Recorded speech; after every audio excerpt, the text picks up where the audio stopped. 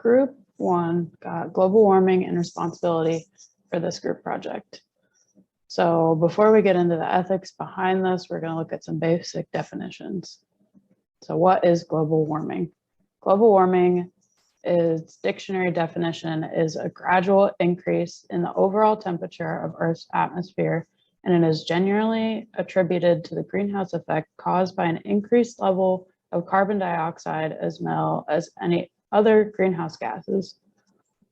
The Natural Resource Defense Council explains it like this.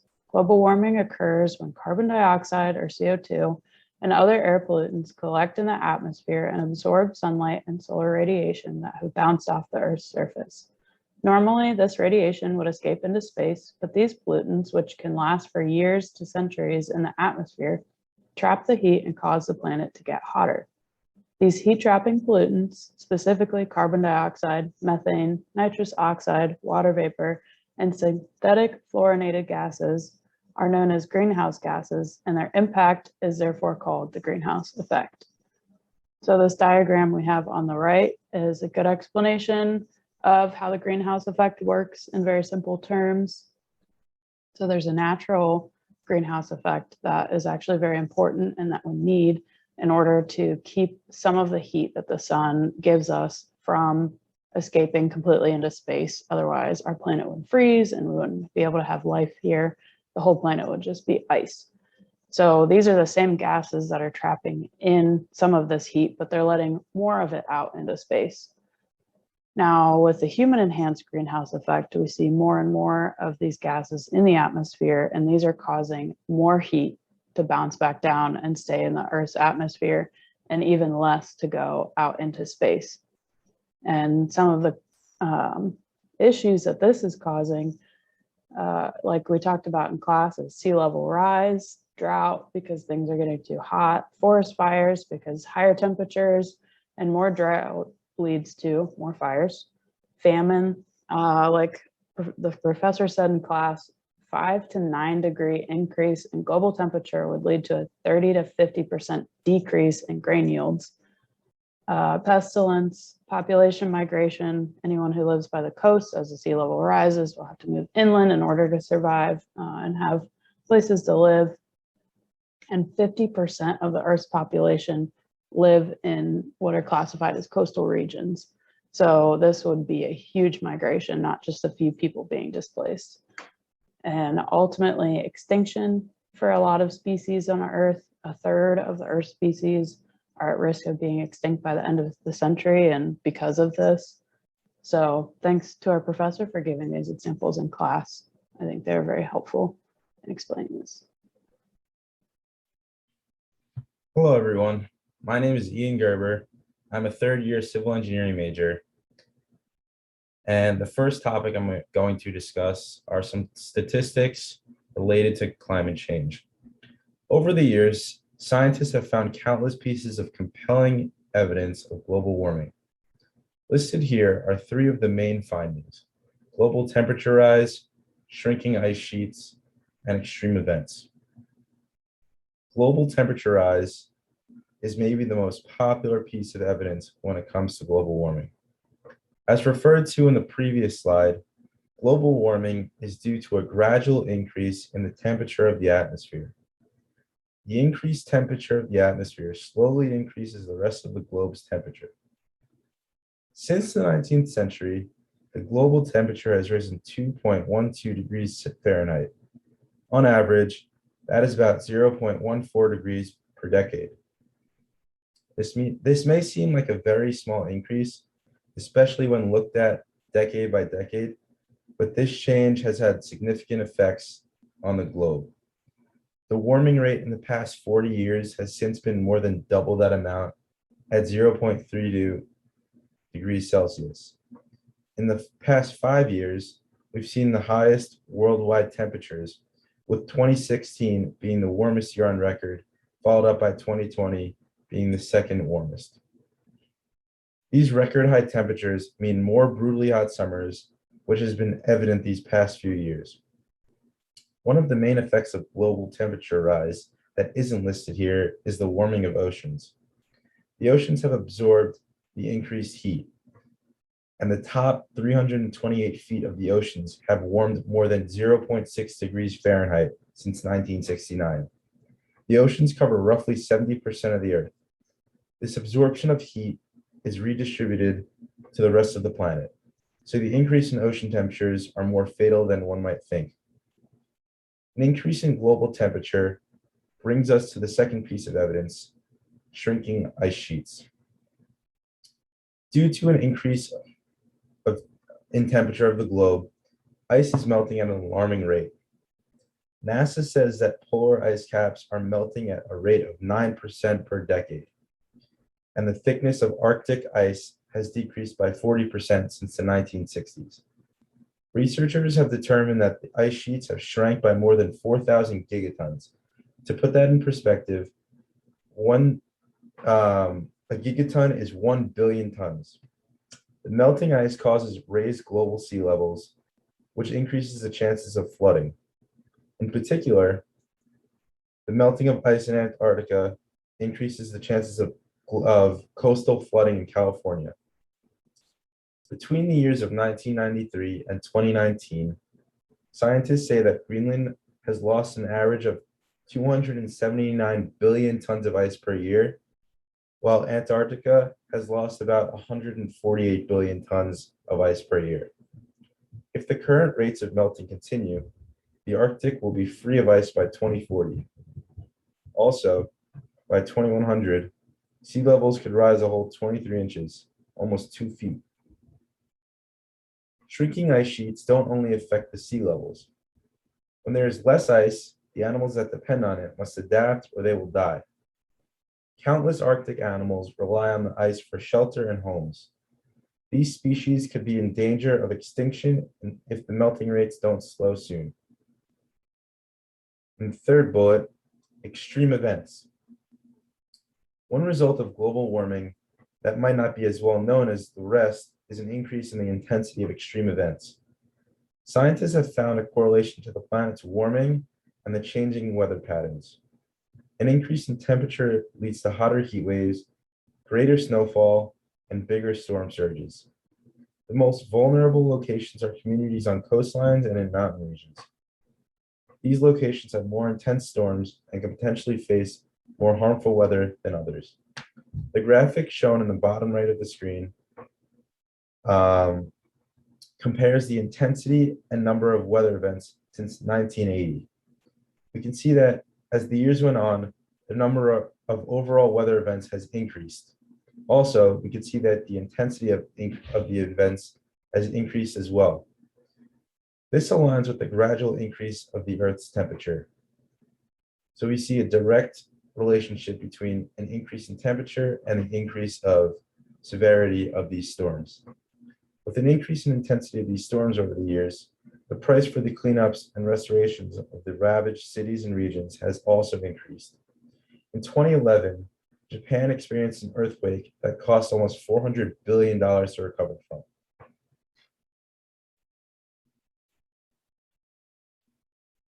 Why is this a topic of broad interest? So the first reason why is it's because it's a worldwide issue. Global warming is a worldwide issue because it affects every country in some way, shape, or form. A tool that is used to assess a country's risk level is called Maplecroft's Climate Change Vulnerability Index. It assesses 193 countries and highlights hotspots of risk. Here are some of the specific ways certain places around the world have been affected. Location 1, Lagos, Nigeria. The region is at extreme risk of Maplecroft's Climate Change Vulnerability Index. This is especially bad because the population is rapidly expanding, which will put a strain on resources and infrastructure. In the future, they're expected to experience more hot days and droughts. Also, the city is located on the Gulf of Guinea, so they are in danger of rising sea levels. This can lead to coastal erosion and contamination of drinkable water. Location 2, Haiti. Haiti is especially vulnerable to hurricanes. Preparing for and recovering from natural disasters is very tough for a country like Haiti due to their economic situation. Their two most recent earthquakes, 2010 and 2016, set the country back $8 billion. Landslides are also a huge problem. The landscape is so heavily deforested due to these hurricanes that it makes landslides much more frequent. Excuse me. With a population dependent on agriculture, the people of Haiti could be at risk with rising sea levels that may ruin food sources. Location 3, Yemen. Yemen has a very weak government, which is likely going to set them back when they need to adapt to climate change. Since 2015, Yemen has had a civil war, famine, poor sanitation, and lack of clean water. War and climate change will make food shortages longer and famines more likely. Another big problem, which is becoming more and more common in Yemen, is malaria. It is being made worse with the rising temperatures. To make matters even worse than that, Yemen is located on a coast, so they are susceptible to floods with rising sea levels. These are just 3 of the dozens and dozens of countries at extreme risk due to climate change. These types of countries aren't equipped for the damages and changes that are coming with increasing effects of climate change. Point 2, human and wildlife impact. Like I said in the first point, humans are being affected in many different ways. Homes are being destroyed, diseases are being accelerated due to rising temperatures. There are food shortages due to coastal flooding, and much, much more. Now let's take a look at the impact on wildlife. The first group of wildlife we will look at is Arctic wildlife. As we speak, the habitats of Arctic animals are being destroyed due to the melting ice caps and the thinning out of ice sheets. Melting ice displaces the animals that are required to survive. Polar bears, Arctic foxes, harp seals, and Pacific walruses are just a few. These animals are all affected in different ways, but are all infected in some way, all due to climate change. Second are panda bears. Panda bears are already an endangered species, and climate change isn't helping them out at all. Their primary source of food is bamboo. It requires extreme large amounts of water to grow. Drought and less often rainstorms are stalling the growth of the bamboo, leaving panda bears to starve. Aside from being its food source, it also provides pandas with shelter from the elements. Without this protection, panda bears are left helpless, unprotected to these elements. Third, sea turtles. Turtles are sensitive to the temperature of the sand. The temperature of the sand helps determine the sex of the baby. Warmer areas produce females, so an increase in temperatures resulting in more and more female turtles being produced. With more and more females being produced, there are less and less males being produced, leading to less babies being produced each year. With an imbalance in the male and females being produced, they have a tough time mating, and thus the production of baby turtles is slowly declining. Turtle population can be affected by climate change, and it could eventually lead to them being extinct. Thank you. Hi, my name is Tim Olszewski, and I'll be talking about whether global warming is an ethical issue and about some ethical arguments from authors that we've read in class this week. Global warming is a large topic of debate. There are some who think that climate change is caused by the natural geological timescale of the Earth. Throughout time, the Earth has gone through cycles of heating and cooling, and some think that the Earth is merely in one of its heating phases right now. Others suggest that society needs to work on the mitigation and reduction of greenhouse gases that we put in the atmosphere through the consumption of fossil fuels. Engineers are at the center of society and create most all of the technology that people use. As a result, engineers are creating a lot of machinery that contributes to the global rise in temperature. In fact, 3 of the largest contributors to climate change can be related to engineering: electricity and heat production, industry, and the transportation sector. Electricity and heat production account for 25% of the global carbon dioxide production in 2017. Industry contributed to 21%, and the transportation sector accounted for 14%. All in all, fossil fuels and industrial processes contributed 65% of the world's carbon dioxide production in 2017. Given this information, we see that engineers hold a lot of power when it comes to the production of greenhouse gases. Due to this, engineers should be held responsible for the amount of greenhouse gases they produce. If we continue dispensing greenhouse gases at our current rate, the global mean surface temperature is projected to increase anywhere from 1.1 to 6.4 degrees Celsius by the year 2100. Sea levels are also projected to rise between 18 and 59 centimeters by the year 2100, with the potential to increase to almost a meter if we take into account melting ice sheets as well. That is especially concerning when you realize that half the people who live on Earth live on the coast. These changes in temperature and sea level can lead to a variety of ecological problems. For example, blistering heat waves, elongated droughts, frequent flooding, and extreme storms like hurricanes and tornadoes are just some of the natural disasters that climate change can lead to. If we continue the path that we are on right now, 15 to 37% of plant and animal species will be extinct by 2050. Due to the fact that these natural phenomena affect any and everyone on the planet, it is unethical to stand idly by as we watch innocent people be subject to the consequences of our actions as engineers. According to all the moral theories that we have studied in class thus far, doing nothing would go against all their moral codes. For utilitarianism, one could say that you can bring much more pleasure to an endless future by making the world a greener place now than you will with people taking advantage of society at the moment. For Kantianism, one could say that it is our duty to make the earth more sustainable while we still can. And for virtue ethics, one can think, what would a person with the right character do? Stand idly by while the world becomes irreparable, or save the planet? I think the answer is clear.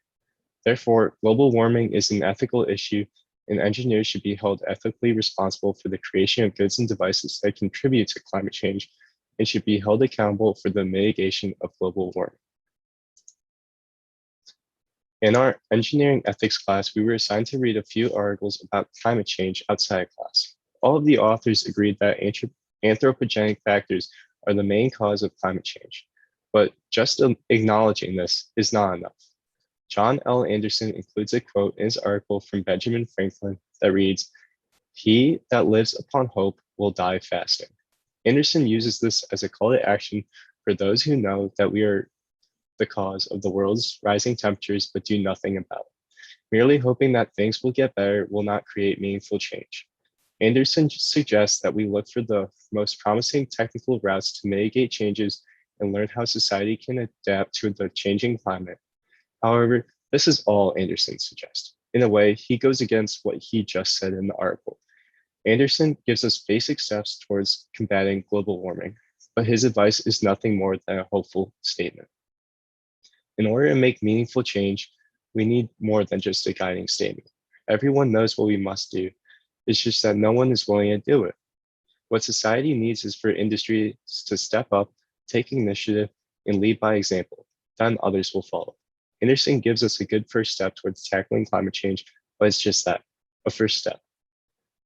Robert Lawler and Helen Morley also teamed up to write a scientific article about climate change and the responsibilities of engineers in regard to this issue. They start out by listing why engineers have the potential to make a significant impact when it comes to climate change. The first being that we have the power to control and influence industries that are responsible for greenhouse gas emissions. Secondly, engineering is a fairly coordinated profession where people can work together towards a common goal. Lastly, they state that engineering is a profession that deserves a significant degree of public voice. Their reasoning for this is that the words of an engineer can carry a certain level of importance since their field is so broad and have relevant experience in so many areas. In their paper, Lawler and Morley think that the best course of actions for engineers to take towards reducing climate change is for the engineering professional institutions to band together and provide a coordinated response to climate change. They think that the engineers should make a document similar to the World Medical Association's Declaration of Helsinki. This declaration was created to address ethical issues relating to medical research of human participants. The Declaration of Helsinki would make a strong outline for a declaration of climate action and global responsibilities of engineers. This new document would put new standards in place which engineers would have to abide to. If they chose to forego the document, then they may be subject to fines or having their chartered engineer or professional engineering status revoked. Some may argue that revoking one's status may not be a big enough deterrent since there are so many who do not have a charter or professional engineering status and land jobs within the profession. However, Lahr and Morley point out that there is a significant difference between not having the status and having the status revoked when trying to find work. If an engineering declaration of Helsinki could be made that introduced reasonable standards with strict punishments, engineers can make real progress towards the reduction of climate change. However, some may still be asking, well, even if we make these strides towards stalling and reversing the effects of climate change, not everyone will follow the rules and do what is best for the planet. That is exactly the mindset we cannot have, according to Dr. James Garvey in his conversation with Nigel Warburton and Dr. David Edmonds. This will destroy all motivation and lead to no one doing anything meaningful. But doing nothing is just as bad as contributing to the problem. As Garvey says, the fact that other people carry on doing something wrong doesn't give us the right to refrain from doing what's right. Additionally, others may say, why should I care about climate change? It doesn't affect me.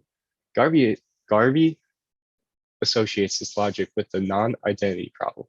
The non-identity problem basically states that no action is wrong because it doesn't commit any wrongdoing towards any one specific person. However, when tasked with setting up future societies with a dystopian future or a green sustainable future, we owe them the latter. Garvey also insinuates that we are inclined to think that temporal and spatial distance doesn't matter much. Whether a child is alive today or in a year or in the United States or in Africa should not be relevant. We still have some obligations towards that child. And all of the authors that we read agree, engineers should be held accountable for climate change. Some similar topics of global warming includes biological diversity and hazardous waste disposal. For biological diversity, the main issue with it is the environment is rapidly changing. And when the environment is rapidly changing, it is hard for wildlife to adjust to those changes in order to survive. So species that are on the brink of extinction could possibly be extinct because of this rapid change. And like, for example, the polar bears, the ice cap is melting, so their environment is shifting, and there's two options necessarily for them. Like, they can either try and adapt to aquatic life and survive off of that and reproduce and create more offsprings that can survive in the water, or they will just die off just because they can't rapidly change enough to adjust to their new environment. For hazardous waste disposal, it's like one of the biggest things in like engineering, especially if the field deals with like chemical waste or like medical waste.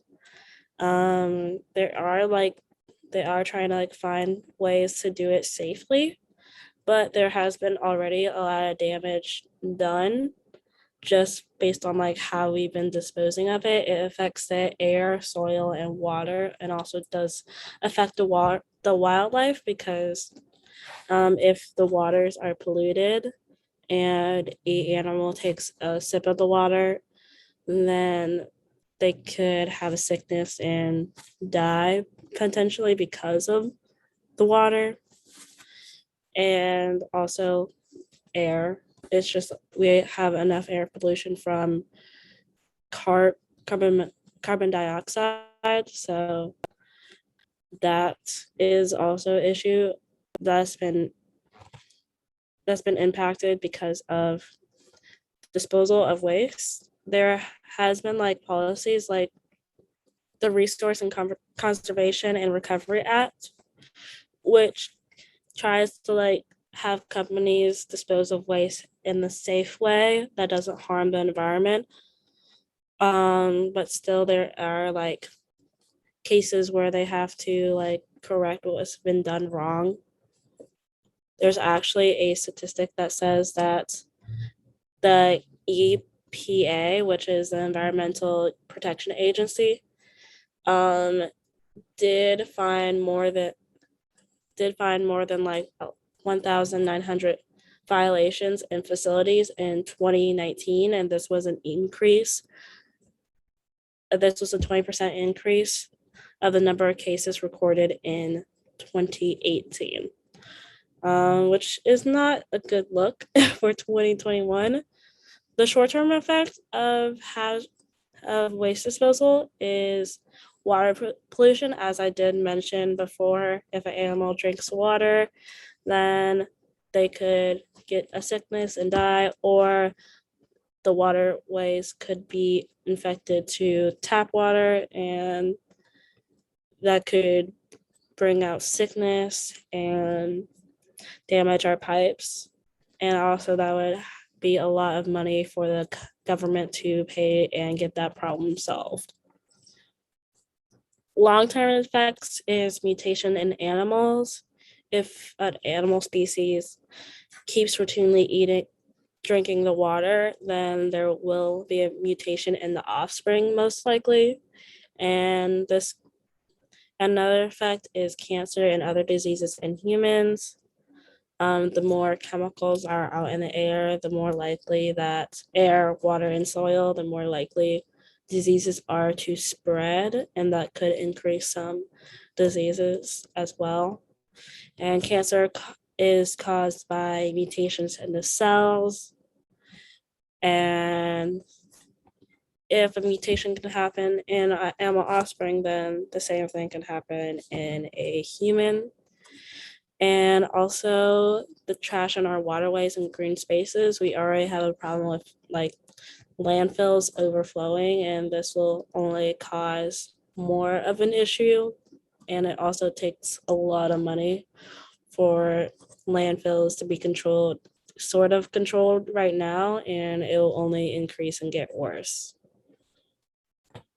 Hi, I'm Michael Fortman, and today I'll be talking about how a utilitarian might respond to the global warming crisis and environmental protection. So with utilitarianism, there's a lot of gray area because people can have differing opinions on what provides the most pleasure and displeasure, and you can't really prove it because they can't be measured. It's kind of just what you think will happen, but it's, as you'll see at the end, it's pretty obvious which side a utilitarian would agree with. And so for each side of the argument, I'll be breaking it down into utilitarianism's three components: maximalism, consequentialism, and equality of interest. So first, maximalism, and maximalism is a aspect of utilitarianism that says that the right action produces the most amount of pleasure and the least amount of displeasure. And so for the side that says global warming needs to be fixed and environmental protection is a big issue, they might say that finding a solution is very necessary to produce the most amount of pleasure in the world.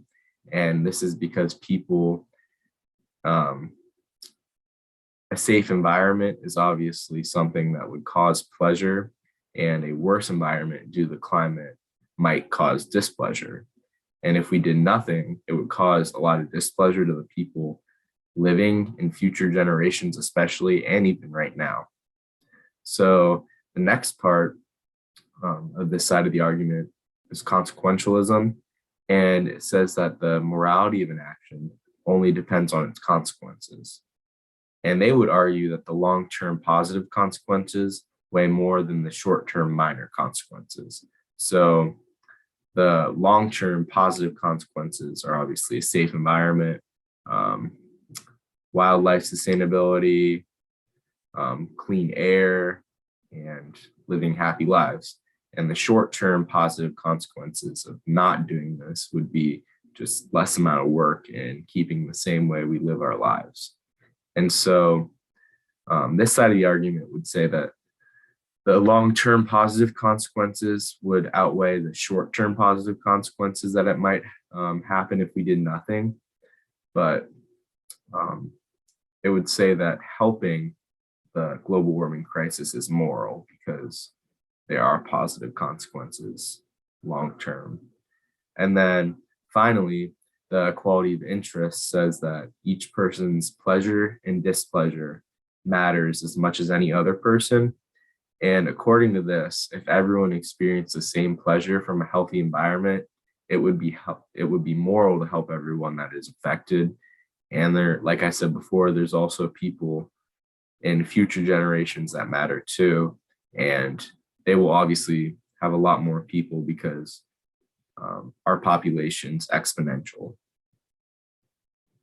And then for the side that's against helping the environment and finding ways to defeat global warming, they would argue that based on the three components, they might argue that it caused more pleasure if you do nothing, don't change your current lifestyle. And they would basically have to say that the future generation doesn't matter for this to happen because the pleasure of them, there's a lot more people in the future, would outweigh the people now. But they would have to, for this view, they would have to say that they don't matter and that the present matters in the current population, and not changing our lifestyle would cause the most amount of pleasure. So for consequentialism, it would say that helping the environment will not provide positive outcomes. And this is because humanity has already destroyed the earth enough and it's too late. Our doom is inevitable, they would say, but scientists disagree with that as well and lessening the effects of global warming, but I'll talk about that a little later on. And then for equality of interest, they would have to conclude, like I said before, that future generations don't matter when discussing this issue. And they'd have to agree with the maximalism part, that it creates more displeasure the way we live.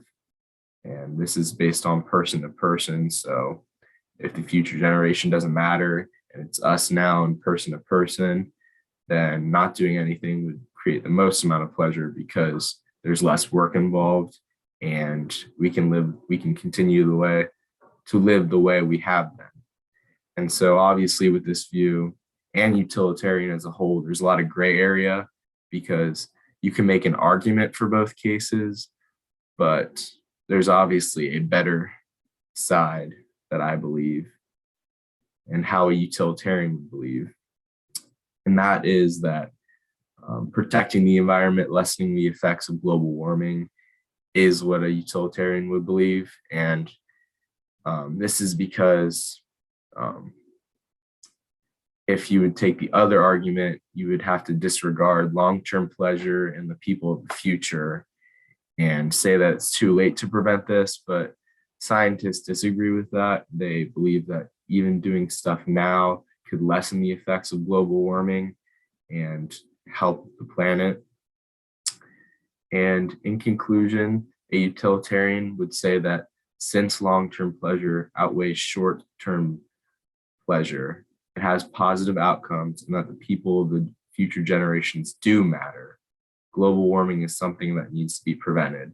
And they would actually encourage you to take action, do anything you can. And as future engineers, they would encourage us to take that into account of what we design and how it affects the earth. Thank you. Hello, my name is Anna, and I'm going to be tackling the Kantian view on climate change. Kantianism claims that the only intrinsically good thing is goodwill, and an action can only be good if it fulfills our duty to the moral law. Duty is something that we are obligated to fulfill by the categorical imperative, which is a universal rule for all of humanity to abide by, and it's imperative for a morally just society to exist. These moral obligations are derived from pure reason, which is extremely important to Kant. So we will dive into whether or not focusing on stopping climate change fulfills any of our duties. First, we'll look at the Kantian view in favor of environmental protection. One of the biggest reasons why climate change is a major issue is because of how many people it will affect. From future generations to those in the near future who will have to be relocated due to rising water levels. So how does the Kantian view tackle the looming threat of harm to humans? Well, from the formula of humanity, act so that you treat humanity, whether in your own person or in that of another, as always as an end and never as a mere means. Meaning it is wrong to use others for your own benefit with no thought to the interests or benefits of the people you're using. People are not mere objects that exist to be used by others. We are our own ends, we're rational and autonomous, we have the ability to set goals and work toward them. We must, according to Kant, keep this principle of humanity in mind when we interact with others. Okay, so with all this said and done, are the people who are profiting from their contribution to climate change violating the formula of humanity? Well, less than 100 companies account for over 70% of the global gas emissions around the world, 25 of which cause 50%. This would mean that for the handful of companies, profit margins are more important than the 85% of the world who are negatively impacted by those emissions every day, especially impacting those in poor socioeconomic conditions. ExxonMobil, Shell, BP, and Chevron are amongst the highest emitting companies since 1988. Climate change, ironically, can negatively impact these companies as well, which in turn impacts people and non-human animals. With rising sea levels come stronger storms with more moisture, and strong storms usually leave one thing behind: oil spills. As this problem gets worse, more offshore refineries are in greater need of protection. Okay, so why does this matter and how does this violate the formula for humanity? Well, oil spills impact many people. First, the people on the oil rigs are in potential danger working offshore. Yearly, more than 100 oil rig workers die on the job, not to mention the vast amount of employees who are burned, electrocuted, permanently injured from explosions, which is what occurred in the Deepwater Horizon oil spill. The most common injury, however, is amputation. This is an extremely dangerous job, and it comes across as these people's goals, interests, and benefits are not in the minds of the company leaders.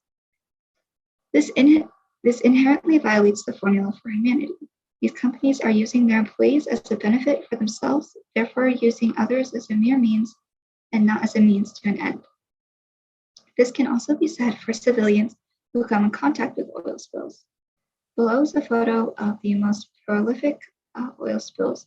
And as you can see, many of the places where they occur, the surrounding people come from lower socioeconomic countries.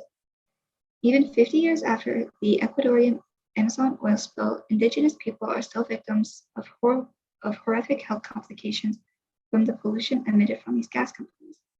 So take what we know about oil spills and how they negatively impact humans and the environment, and multiply it as climate change continues, because they will only become more common the higher the sea level rises. So these companies need to stop using others as only a mere means and a benefit to themselves, because by doing so, they are actively violating Kantian ideology. All right, now on the other hand, let's look at Kantian ethics against environmental protection. Taking a quick look at the universalizability principle, act only according to that maxim, which you can at the same time will that is should become a universal law without contradiction, which basically highlights that there are universal laws that demand a rule of principle or action that must always be done in similar situations. If you do an action, others should be able to do it. A quick example of this is, say I want to lie to you. If this is universalized, then every rational being is morally eligible to lie whenever convenient. This obviously would not be good because then you could never trust what another person is saying. This reason would provide contradiction, which is what Kant fights against in his moral view. The reason why this is important in our talk on climate change is because there is not a universal law for helping others. Kant instead calls giving aid as an imperfect duty, meaning they are not constant obligations to help one another. This would mean that the thousands of people who will lose their homes and livelihoods from rising sea levels and who will have to be relocated inland, that there is not an imperative duty to put their suffering above any other duty of goodwill. Kant does say that there should be care for others in need. However, he says that we as individuals should decide the amount and care that we give. And by this means determines how well we live up to our duty. Therefore, Kantianism has a gray area on the moral duty of giving to others. This could morally enable people today to not prioritize the livelihoods of those who are negatively impacted by climate change and those who will be impacted by it in the future. Another reason why Kantian ethics might be against global warming is the impact it has on animals. Humans are not the only living beings impacted by climate change. Many non-human animals also face potentially grave repercussions as well, from destroyed ecosystems to altered life cycles to extinction. Climate change is a great threat to non-human animals. This, however, does not prove to be of any concern to Kant. According to Kant, animals are not self-conscious and are there merely as a means to an end. The end is man. So cruelty to non-human animals is justifiable according to Kant, as long as the benefit to humans outweighs the negative effects in their dealings with others. Non-human animals are not intellectual beings, so the moral law cannot apply to them because they are unable to reason. So it does not matter how we treat them according to Kant. This would mean that any negative impact that global warming has on non-human animals would not be a driving factor to persuade Kant into being a climate change advocate. Thank you. Now we're going to analyze environmental protection through the principles of virtue ethics. The three core ideas of virtue ethics that we're going to apply to the idea of environmental protection are the function argument, virtues and vices, and moral character. The function argument states that morally good actions are actions that are in accordance with virtues. Virtues and vices, character traits that make us act a certain way, force to make a choice. And moral characters are 4 different categories of people based on whether their actions are in accordance with virtues or vices. The different types of moral characters are the virtuous person, the continent person, the incontinent person, the vicious person. A virtuous person is someone who always acts virtuously. A continent person is someone who acts virtuously and is tempted to act viciously but doesn't. An incontinent person is someone who acts viciously and is tempted to act virtuously, doesn't. While a vicious person always acts viciously. So basically, the main principles of virtue ethics is to be the most virtuous person you could possibly be. So first, we will analyze being in favor of environmental protection on the core principles of virtue ethics. Some examples of advocating for environmental protection would be reducing greenhouse gas emissions, recycling, encouraging safe disposal of hazardous materials, conserving energy and water, and converting to green energy sources.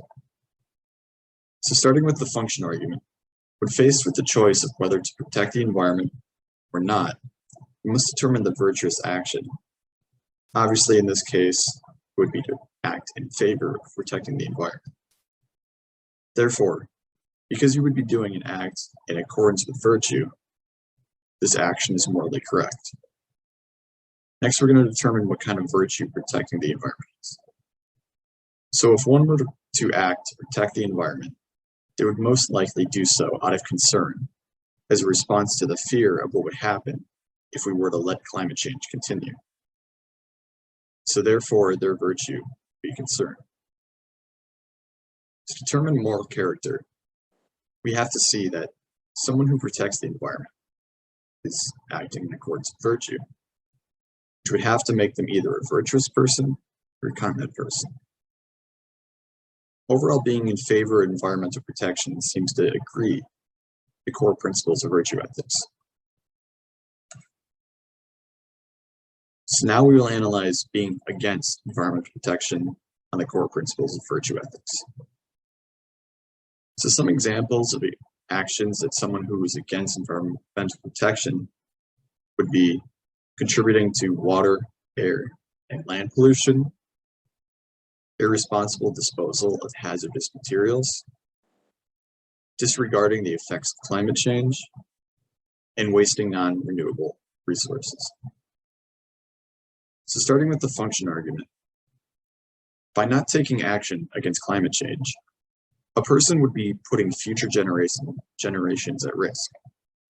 So acting this way would most likely be seen as not acting in accordance with virtues, and instead be acting in accordance with vices. Therefore, ignoring climate change would most likely be seen as immoral. Now, in virtue ethics, vices are split into two extreme responses to a situation. These are deficiency and excess. In this case, the vice for deficiency would be insensibility, as the effects of climate change are very serious, and it would be insensible to ignore it and put future generations in danger. The vice for excess would be overzealousness, as it is important to recognize climate change, and it's reasonable for someone to want to stop it.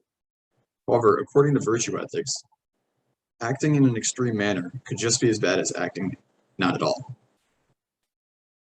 So if someone were to revolve their life solely around the idea of stopping climate change and care about nothing else, they would not be responding to the situation appropriately. And for moral character, a person who doesn't care about protecting the environment would be acting viciously. So they would most likely be considered a vicious person or an incontinent person.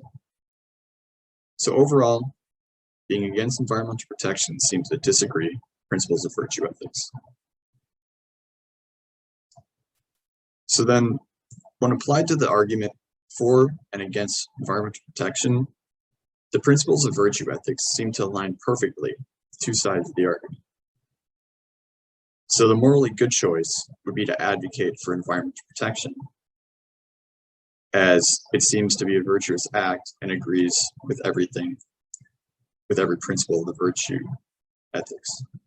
Or the immoral choice would be to be against environmental protection, as it would be a vicious act. Okay, so with all that being said, what are our responsibilities in terms of global warming? If you look at this chart we have on the top right corner, you can see kind of where all these are coming from. 29% from transportation, 27% from electricity, 22% from industry, 12% from commercial and residential, and 10% from agriculture.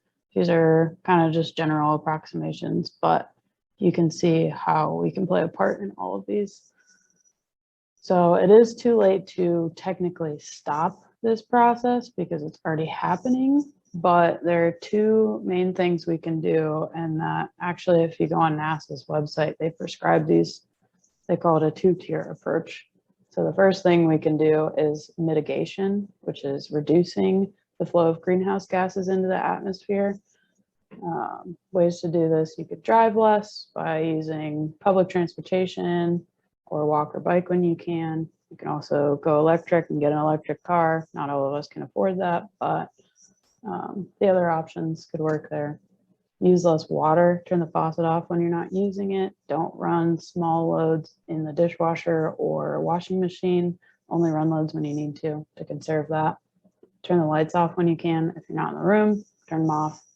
If you're asleep, turn them off, make sure your home is well insulated. If you do this, then you won't have to heat or cool your home as much in the summer or winter. And in the summer, they recommend turning the temperature up 3 more degrees than you normally would. And in the winter, they recommend turning it down 3 more degrees than you usually would. So you might be a little bit uncomfortable, but this is bearable. It's only 3 degrees. Unplug your electronics when they aren't in use, whether it's a charger or a lamp or a TV or anything like that.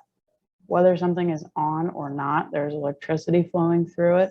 So unless it's unplugged, that's still using up amounts of that are traceable. Start your own garden and compost the waste. This is something everyone can do. It can be small, it can be in your house, it can be outside. But this helps with the agriculture piece of this. And recycle as much as possible. Reuse things, because then we don't have to produce more things, which costs a bunch. You don't have to drive around to go get things. You're not using that gas. There's a whole lot of things that recycling touches. So that's the first thing, mitigation. The second thing is adaptation, which is learning to live with and adapt to the climate change that has already been set in motion since we said we can't stop the process. Some of these things look like moving away from coastal areas or low sea level areas in preparation for that, since the sea level is rising. For people doing agriculture, planting new crops that will thrive in the new climate. In class, we looked at that map where everything was shifting, and we talked about how things that would be able to grow in one area wouldn't necessarily be able to grow in the other area. So we should be preparing for this now. And this will help with the issues of running out of grain and things like that in the future if we start changing this now. And then also the way we build things, we can build things for the climates that are changing, change the specifications now instead of later when everything starts to fail because of the new climate conditions. And these are the works cited. I don't know if other people will add things in after I do this, but these are all the sites that I used in the lecture notes. I didn't know how to cite that, but there's that for this Hi, project. my name is Perry Ferrara. I'm the editor for this video, and while the updated works cited passes by here, I just wanted to say thank you for watching the whole presentation. It was pretty long, and have a good one.